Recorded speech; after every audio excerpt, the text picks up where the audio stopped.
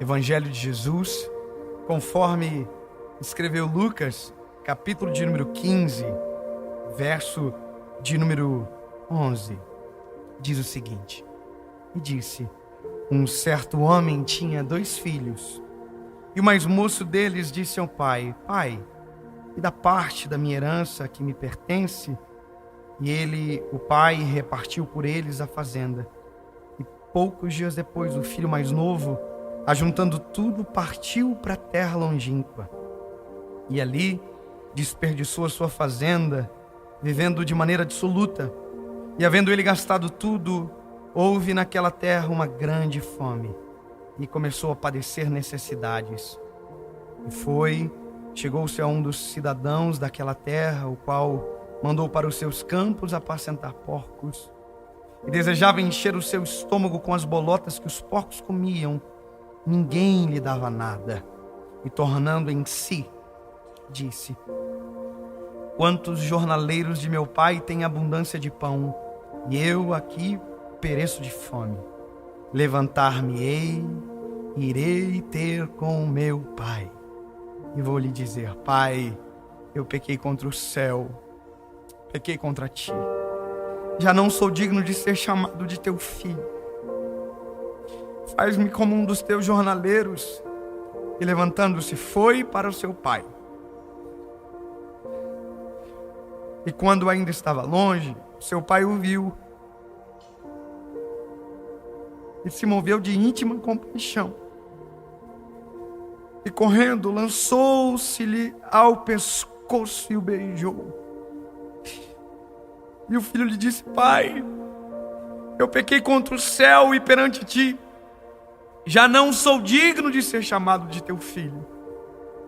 Mas o pai disse aos seus servos: Traz depressa o melhor vestido e veste ele. Põe um anel na mão, sandálias nos pés, e trazei o bezerro cevado, e nós vamos comer e nos alegrar. Porque este meu filho estava morto e reviveu. Tinha se perdido e foi achado. E começaram a celebrar.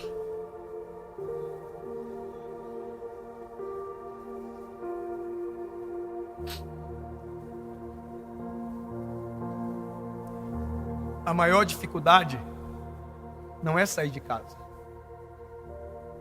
A maior dificuldade é voltar para casa. A maior dificuldade não é morrer. A maior dificuldade é reviver. A maior dificuldade não é passar fome, é voltar a comer depois da fome. Porque nós somos incentivados a crer que a volta não tem honra e que não é possível recomeçar quando tudo se perdeu pelas nossas péssimas escolhas. Há uma geração que sonha em voltar para casa, mas não sabe como fazer isso. Há uma geração que sonha voltar a respirar, mas não lembra mais como é respirar novamente. Que está morrendo de fome, mas tem muito medo de voltar a comer no prato que um dia comeu e abandonou. Porque a nossa maior preocupação não é o pai, é os irmãos mais velhos. Porque a nossa maior preocupação não é o pai, é os jornaleiros da casa. Porque mais preocupação que a gente tenha, nenhuma coloca o pai no centro, é sempre o resto. Tem gente que pensa que voltar para Jesus é voltar para a igreja. E às vezes da igreja que saiu foi muito ferido, machucado, e aí feriu e machucou pessoas. Mas voltar para Jesus não é voltar para a igreja. Voltar para Jesus é voltar para Jesus. Não tem a ver com ambiente, tem a ver com escolha. E escolhas mudam os ambientes, não o contrário.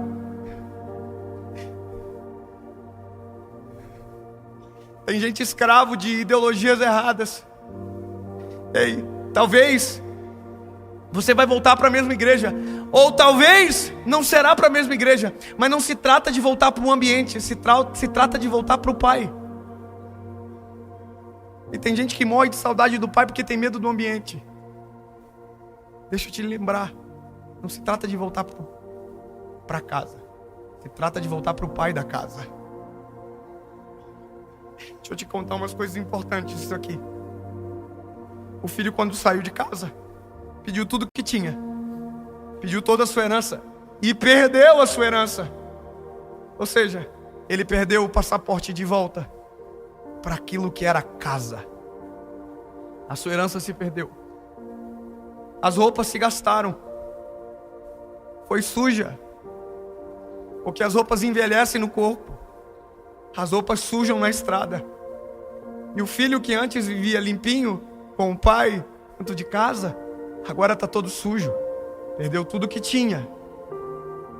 Só que uma coisa o filho não perdeu e não percebeu. O filho não perdeu o pai.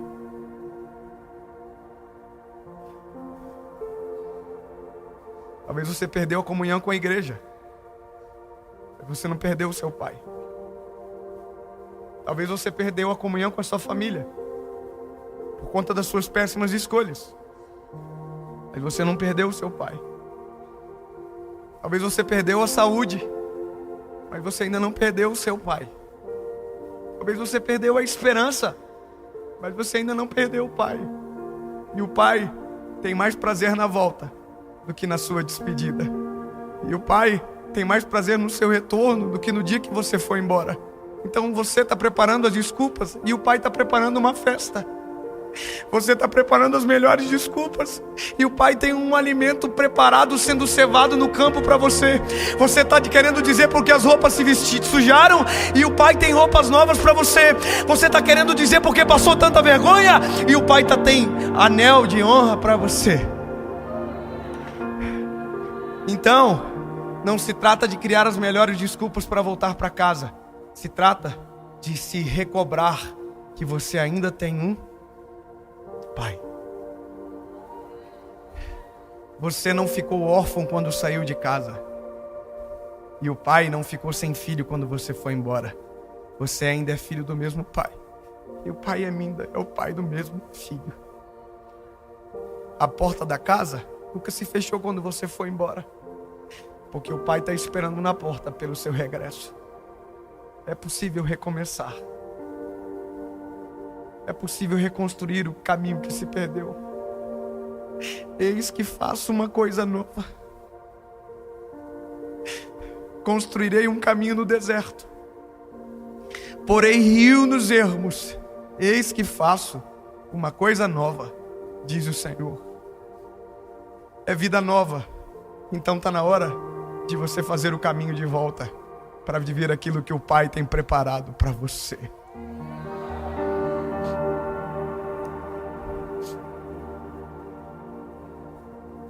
Se recobra, se levanta, esquece as desculpas, esquece a sua roupa que está suja, esquece do seu cheiro que é mau,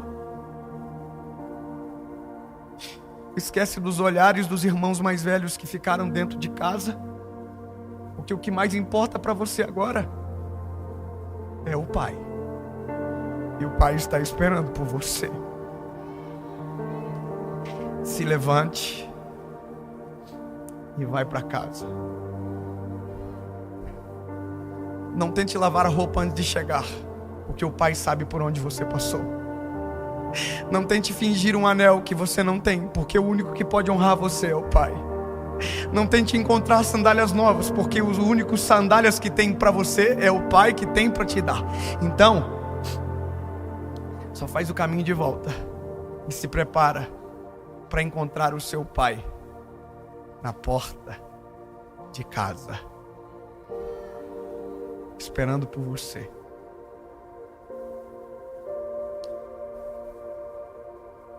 A Bíblia diz que o pai, quando viu o filho, ignorou o cheiro, ignorou a fisionomia. A única coisa que ele não ignorou foi a saudade. Correu para o filho, se lançou no seu pescoço e beijou. e beijou a sujeira, beijou o trapo de imundícia, levou para dentro de casa, serviu o alimento preparado, a fome foi sarada, o cheiro da sujeira foi embora, as vestes novas foram colocadas, e começou ali uma nova vida para o filho que voltou para casa.